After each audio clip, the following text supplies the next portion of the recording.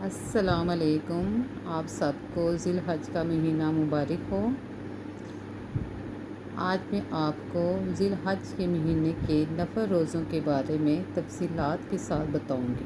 نفل روزہ ماہ ذی الحج کی پہلی سے 9 تاریخ تک ماہ ذی الحج کی پہلی سے 9 تاریخ تک کے روزوں کی بڑی فضیلت بیان ہوئی ہے۔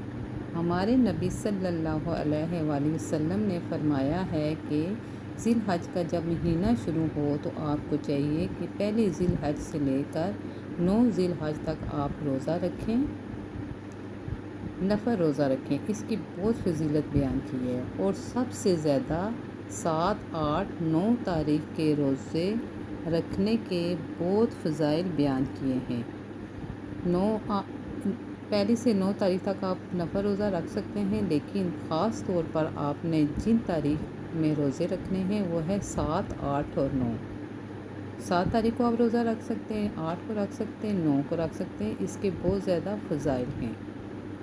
اللہ پاک ان روزوں کا بہت ثواب عطا فرمائے گا۔ سبحان اللہ، سبحان اللہ۔